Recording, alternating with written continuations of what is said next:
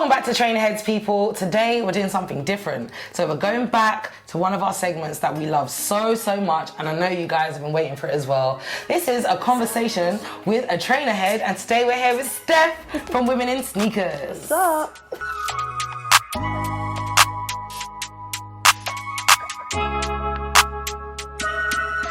Pella Footwear have a cleaning kit that repels dirt, oil and stains. It's CFC free and eco-friendly. This will protect your footwear for 6 months. Visit their website allthews.repeller.co.uk and use our promo code TH30 for 30% off your order. What are you waiting for, man? Go visit the website. Oh, Steph, let's get into it, man. So when would you say your... Should we say addiction? Should we say fascination? Should we say love? I'm gonna go with love because that's on the positive We can go side. through all of those stages. Yes. Yeah. Addiction, fascination, and love. Yeah. So my love for sneakers came when I was like quite young. Yeah. So there was a sneaker store in Oxford, and it was like a boutique sneaker store, and I used to basically go there every week with my dad, make him take me in there, and they had a women's section. Oh, sick. And I used to, like back in the day, like I would have been like 11, 12 probably at that age. They had a women's section? Yeah, they had a women's section, and they had so many like different pairs, and I was like, this isn't what I get in like Sports Direct or like whatever. I was like, this is sick, like, and I loved it, and I loved going in there and looking at them, and that was where my love, I guess, kind of came from. Yeah. My obsession, was that the next one? Yeah, fascination. So, fascination. I guess my fascination was like working within the sneaker industry. So I guess it was more just like understanding like how it actually came to be, like how it was designed, how marketing stories were told, like the people that worked within the industry and stuff, and like that was where like my fascination really came through. Roughly when was that?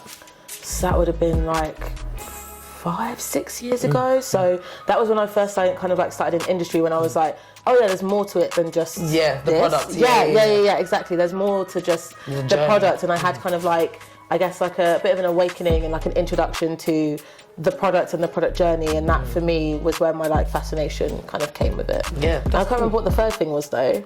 Addiction. Okay. Because how many pairs do you have? Because that's the line between you're a fan, and then you're an addict. Yeah. So I would say some say in the industry that they overlap. They may be the same. So, choose your words wisely. I would say that I have always been addicted to, like, I love clothes, I love fashion, I love shoes. So, like, I've always probably been addicted to it. Yeah. I would say that now that I can afford to buy more pairs, that addiction has increased. Yeah. And I think that was probably one of the challenges. Yeah. And like, I also like used to work on shop floor as well. So I remember I used to work at like Office and stuff before they even had Offspring and stuff. So they would have like trainers on there, and you're like, oh, you can only get these shoes on your uniform. Yeah. And I was like, no, I'm getting the trainers. Like I was like, that's what I want. And I remember like arguing with my boss over me getting I think it was a pair of Blazers actually, and because they had silk laces, and I was like, sick. They've done like something different. Yeah, exactly. So that's kind of like where it kind of began for me. And like I always used to, if there was like, because I used to get discounts, so I was like, okay, cool, now I can like buy stuff in the sale and get discount and like get like different pairs and stuff and slowly build a collection. So I had like, I think I've still got them actually. I've got like a Missy Elliott pair of Sleeks. Oh, cool. And like I used to be obsessed with Missy Elliott when I was younger. This is show my age a little bit, but like because she was like, people of all ages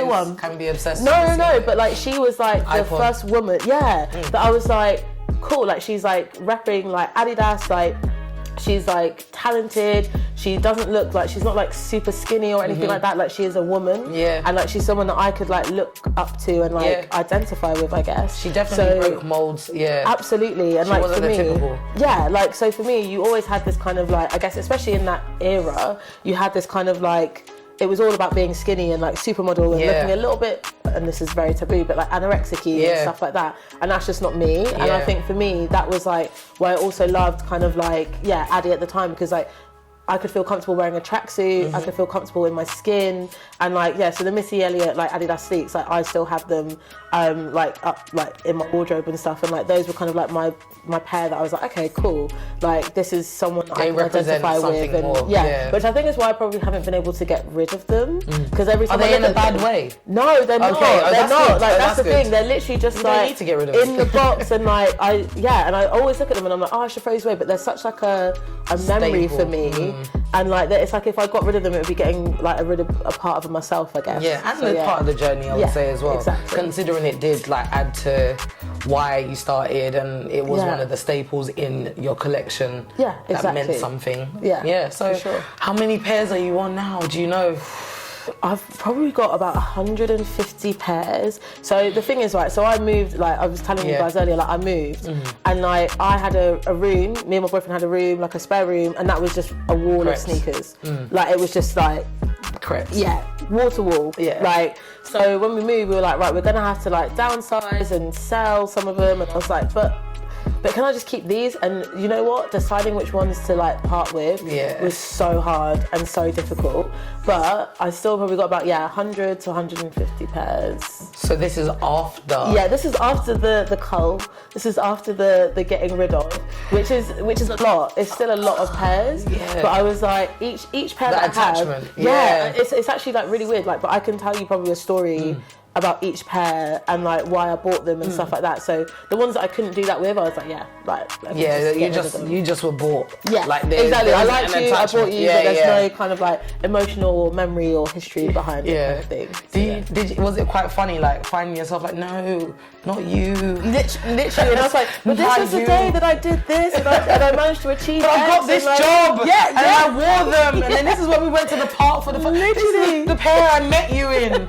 I can't. Honestly, like it was like stupid stuff like that, and like to the point where my brother was like, "Babe, you've got pictures, it's fine. Yeah, like you can like get like rid you of had them. Yeah."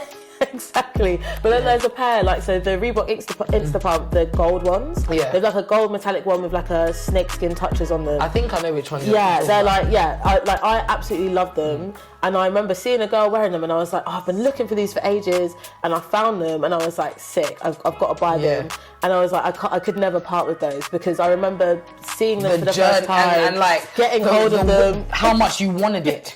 Yeah, the passion behind it was too deep. Yeah, exactly. Like, and I remember searching like every other week. I'd be like, oh, let me just see if they've got them in my size or like whatever, and I found them in my size, and I was like, yes.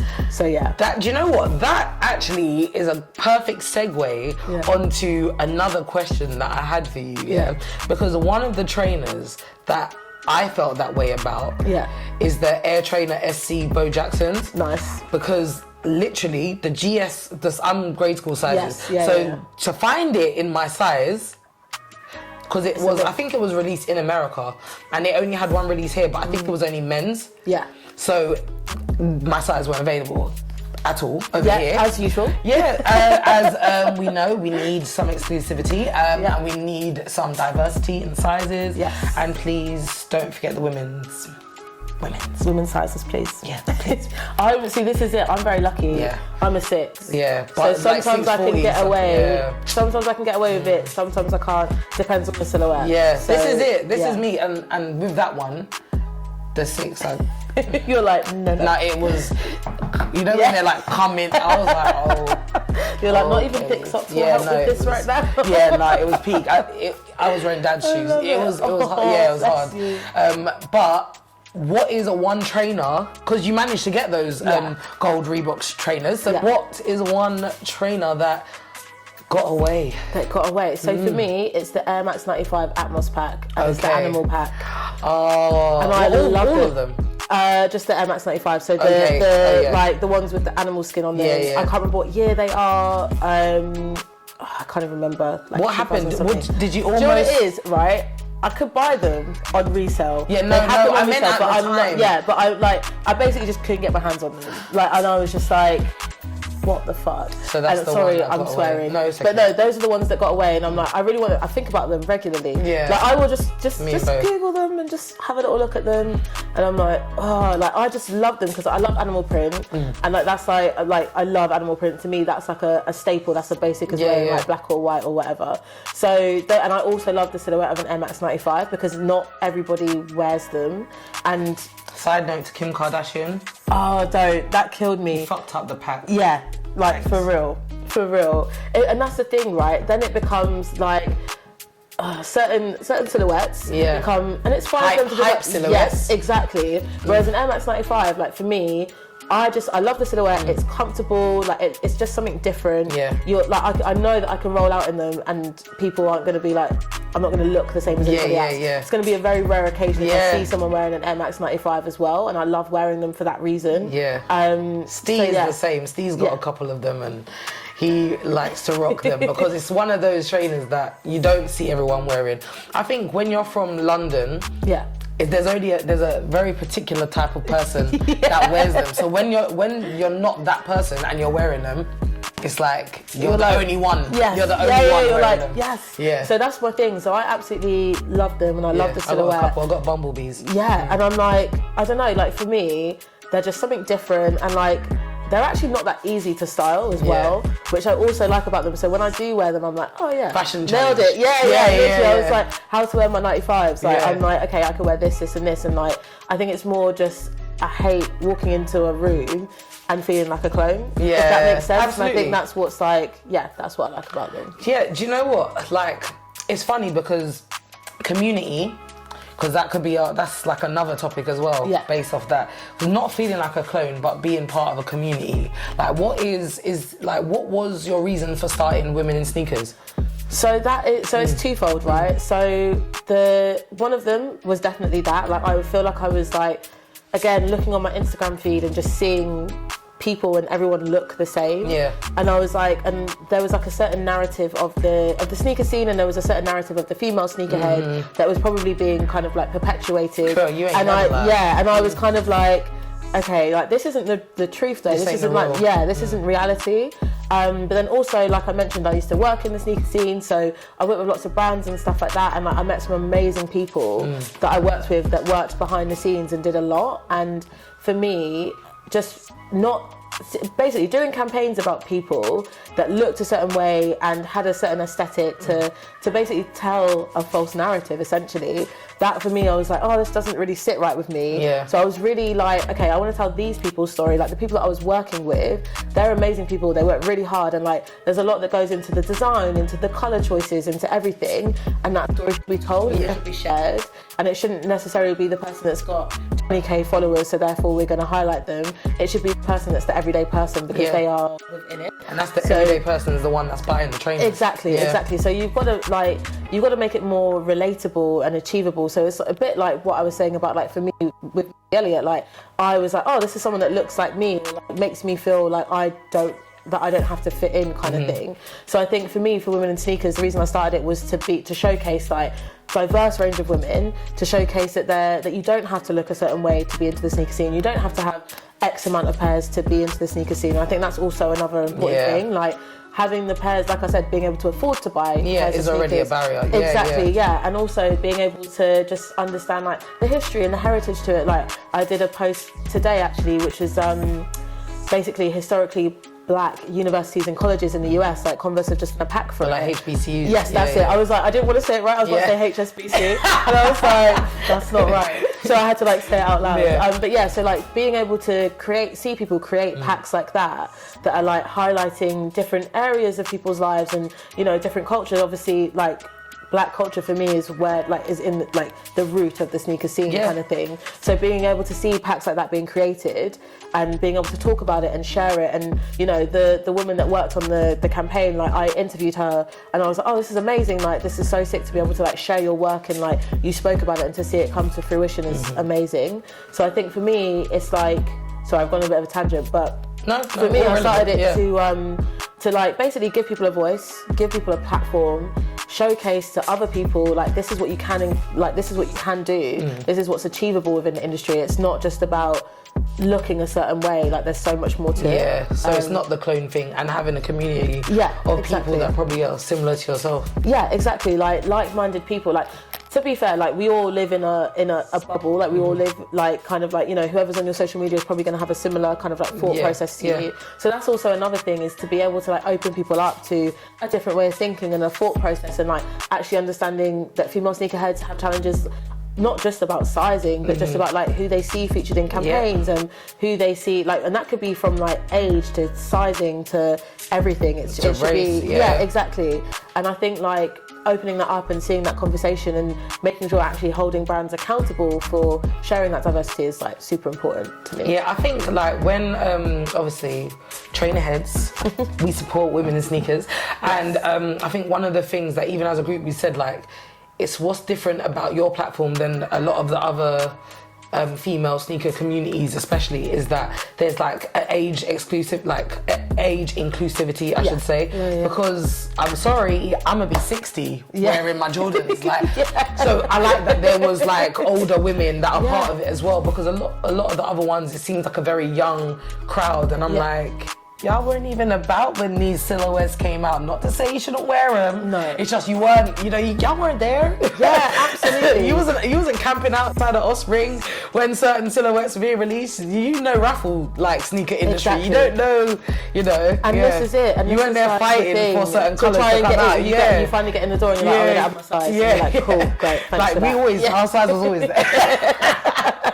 Like, thankfully. Yeah. But like, this is it. This is the thing. So I think like, that for me is also really important, is that there is like a diversity of like age, people, races, body sizes, everything. Like I think it should be that inclusive, it should be. And it shouldn't just be like a certain type of person. So I try and be really careful when I like repost stuff. Like I tried not to go down the route of like reposting things. But actually if I see like a really nice image that speaks to me, then I'm gonna repost it. And like I think I tried for a very long time to not do that for that specific reason, because I didn't want it to be like a copy and paste thing. But actually, if it's like a thought through creative or like someone that is like doing something different or has something to say, then I'm always gonna like champion it and repost it and share it. So just know that there's always thought behind the repost. Exactly. And it's not just a superficial. Exactly. Like I don't do it for the aesthetic. Like when I first started it, it's for the message. Exactly that. It's about the message and just being like, actually, I think what was one of the ones that I reposted the other day? There was like Essie Golden, like, so she's like a plus size sneakerhead, and I think she runs Thick Laces, I think it's called.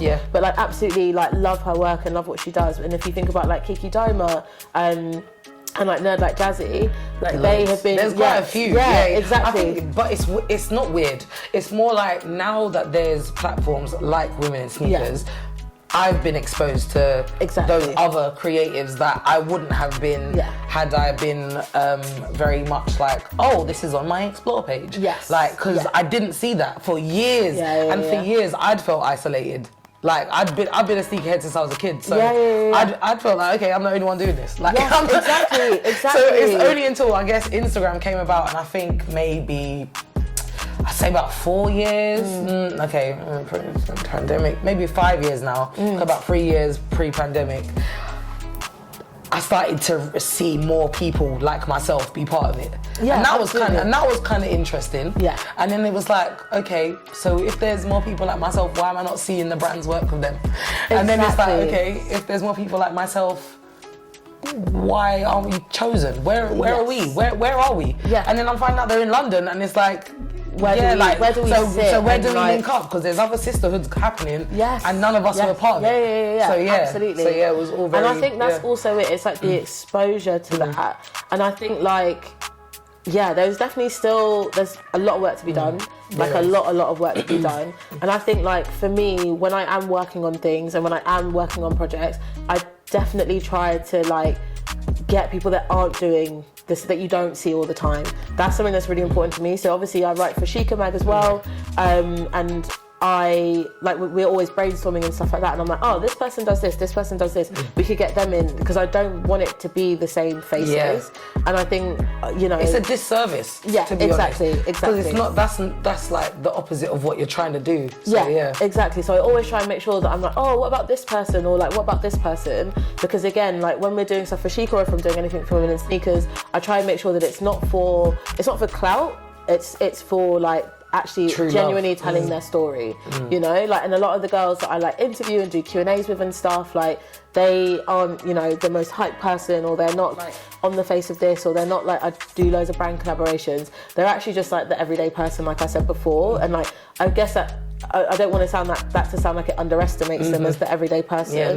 But like it actually, puts power in the everyday person, exactly. And this is it. So I think that's important. So I want to do like a quick. We've not done this before. I want to do like a quick fire, and it can be brutal. Okay. But so if you're like, I don't want to do this, just be like, pass, or just scream. Okay. Yeah. my god, my memory's gonna go to. Like, No. It's not like questions like that. It's like a this or that. It's like that. Yeah. So ultimatums. Okay. So choice. Right. Okay. Air Max 1 or Air Max 95? Oh, Air Max 95. Okay. Superstars or Stan Smiths? Superstars. Ooh, okay. Yeah. Really? I just said it. I said what I said. Y3 or Yeezy? Oh, I'm wearing both right now, and I would say Y3 because I like the materials. Ooh. So that's my thing. So I'm wearing Yeezys now, and I like my Yeezys. I like like everything, but actually I really like quality materials, and I feel like Y3 has better material plays. Jordan or Yeezy? Yeah, but like a good quality Jordan. Yeah. Right, okay, if it's a good quality Jordan, and also what Yeezy, because I am fussy. The brand, I'm saying it as a brand. As a brand, yeah. Damn. So like everything, think of all of the things. Yeah, because the apparel for Jordan isn't amazing, but then also Yeezy is...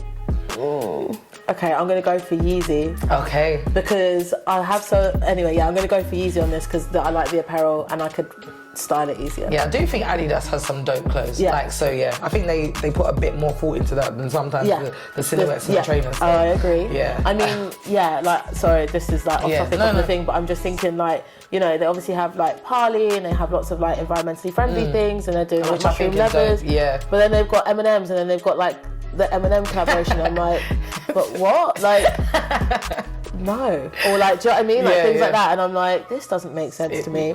Yeah. But yeah, anyway. Okay. Oh, this next one. Okay. No, I'll leave that one. I'm going to do two more and then I'm going to do a really naughty one. Okay. Right.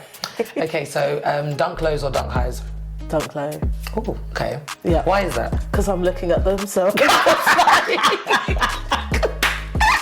I like that. Just because. Okay. So Air Force Ones, pure cocaine white. Yeah. Yeah. Or the new Air Force One, which is the Dunk Low Panda. Because you know there's talk about it being like the new. I would go for the Air Force One. Okay. Why is that? Because everybody has the Dunk Low Panda, and then everybody has a pair of Air Force Ones, but I feel like the new clone is that, and I would rather just have an Air Force One, and I would just customize it. I hear that. Yeah. So, what dream brands what are your dream brands? Who would you like to work with? So there's a couple. There's a couple that I'd love to work with. So Melody Asani is one of them. I hope I just said her name right. That was very weird the way I said it. Good. So yeah, I would love to work with her. I think like I would learn a lot. Like she's very like spiritual. She thinks a lot about what she's doing with the product and like. Yeah, I would love to collaborate with her. That would be amazing. I think just watching her process is just fascinating, like, because she puts up little bits as well, but obviously after the production of the trainer, after, you know, probably the amount of time that they can, and then she'll release certain bits and you're like, wow, there was so much thought put into every single bit. She's definitely someone I would want to work with, so I hear that loud. Amazing. The next one would be Yoon Ambush. So I just like, first of all, I love the way she dresses. Sick. Absolutely love it. Like icon, her style is incredible. But also like her creativity as well, and her creative process and her design process, all that kind of stuff. Like I like when she puts something out, I'm like, this is amazing, and like you can tell that it's inspired by like her heritage as well, and like I think she's very true to that, and she doesn't do it in kind of like a corny like way. Like a cheesy way. She's very much like, this is who I am, this is how I dress, this is what I'm into, and I think every creative piece that she's put out is just amazing, and it almost feels like it's like from a different world whenever she does stuff, and I really like that. Like she has a whole new perspective on stuff, and I think she definitely brings like her like Asian heritage into her work and what she does. Yeah. What's your favourite Ambush collaboration? The dunk, because I love I love that. Like the dunk for me, really? But also like that was one of my favourites. What colour? I've got the all black. Okay. The black and white, so the all black. Yeah. But I've got those. But also the apparel that she did for that as well. I think that was like super cool. Yeah, super cool. I really enjoyed that. I also really like her jewellery and stuff that she does as well. Just because I think like it's quite simple. Like I like simple things, so I think that's also really nice. Minimalist, but effective. Minimalist. Yeah, exactly. Minimalist and like really like chic and just cool. And then my last person, which is like probably one that people might not really know about, but they might. So it's like Grace Wells Bonner. So she's a British fashion designer. She did a collaboration with Adidas. Okay. And she did it on the... Was this a while ago? Sambas. It was a while ago. She's got some Sambas. stuff out I think now. I know who you're talking but about now. But like basically, her like collection is inspired by like Black heritage, like Black British heritage. So like you look at the pieces, and I'm pretty sure my dad had that jumper when he was like younger, and you see a picture of them, and it's like very like 70s inspired, and like you're literally like taken back to the 70s. I've got like goosebumps thinking about it. You're literally like taken back to like the 70s, and you think about like, I imagine like when I look at her clothes, I imagine like Notting Hill in the 70s. Just being and like vibe. Exactly. Yeah, and like I love her clothes, and like they're all kind of like vintage inspired, but you can tell that they're like so well made and well thought out that they, like I said, can transport you. Was that the campaign that had the photos of the old school? Exactly. Yeah, I saw that. I didn't know her name. Yeah. But I saw I remember seeing the campaign. Yeah, and I was looking at her stuff the other day, and I was like, I'd love to do something with her. Like even down to like the tracksuits and everything that she created. I'm like, I'd love to just do something with you, and like I'm actually going to reach out to her, I think, and try and get her on the podcast. So watch the space. Might see Women in Sneakers featuring Grace very soon. Yeah. I think it's super interesting, and like I completely understand why all of the people that you mentioned were women. Yeah. Absolutely. Yeah, because like there's a lot more to this industry than I think a lot of people know. Like obviously everyone knows Jordan and stuff, but I think it takes real effort as well. But when Jordan is also collaborating with certain like female stylists, female fashion designers and stuff to create things, I think it's dope. It highlights them in ways that we're now able to see them. Yeah, absolutely. And like I think that's actually when you mentioned earlier about kind of like brand, like Jordan or Addy, I can't decide, but what I would say is that they are very good at incubating new talent and supporting new talent. Like I actually still have a jacket from their G1 Troy collaboration with Adidas, and that was amazing. Daniel Kathari, like the collaboration that they did with her and Adidas as well, is amazing, and it's actually still like something that I like think about now as like an amazing collaboration and piece of like work that they did together as well. So they are definitely good at like getting and nurturing talent, I would say. I think Adidas have actually been coined as the #1 culture brand when it comes to sports. So like when it comes to sports brands anyway. So I think they're very obvious and very like intentional with their collaborations. Like there's always a reason behind it, and it's always a wealth of culture behind every choice that they make. So exactly. And I'm glad that it resonates with you. Yeah. And you see it, you feel it, because those people that you mentioned, even though a couple had, do you reckon Yoon could work with Adidas as well? I think she could, and I think like she'd put a very interesting take on it. Yeah. And that's the thing, right? So you've got to think she could do it, like, obviously they're moving into like luxury and stuff as well. Like this whole, it's really tricky, like luxury and like sneakers and like, you think about the Dior Jordan, you think about Adidas Gucci and stuff like that. It's to make luxury more accessible, and I think like the luxury retailers are seeing the opportunity with streetwear and sneakers and stuff like that, and they're infiltrating it, and they are 100% not taking it over, but they're aggressive with it. Yeah. Like if you think about like, you had Prada, you had Gucci, there's lots of collaborations that have been happening. Loads. And like I think and also the thing is for me, I'm like they should change the price points, because then it does make luxury accessible, which is not necessarily what luxury brands want. But don't collaborate with streetwear and sneakers and expect it to be exactly, because that's why people aren't buying Chanel runners the same as they're buying Air Force Ones. Exactly. Yeah. Totally. I agree. Because it doesn't make sense. Like when you said accessible, I was just thinking about like I went into a daydream there. I was thinking about the Dior Jordan ones. I mean, that price wasn't accessible. No. I tried buying it so I could potentially like have an opportunity at reselling it to get a mortgage, but yes, this is it. But that's weren't able to. Yeah. Weren't able to. Because even that was like all the celebs were just on and had their stylists or had their personal shoppers with their hands just snapping up at every opportunity. What is one thing, like just one, so you can think about this, one change you want to make with women in sneakers or yourself just in general within the sneaker community? One change. Or what's one change you want to see? Okay, I need to think about this properly. Yeah. But I think one change that I really want to see is more connectivity, like a more kind of like community-led things.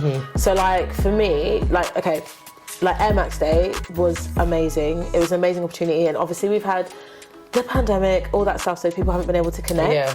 But I think the way in which we connect people needs to grow and improve and change, and like I don't want to just see the same faces at things. It's nice, it's comforting. Yeah. Like I think that's also important as a woman within the sneaker scene to feel safe in those environments and comfortable in those environments. But I also don't want to always see the same people, because that like it should be everybody should be able to get access and to be there.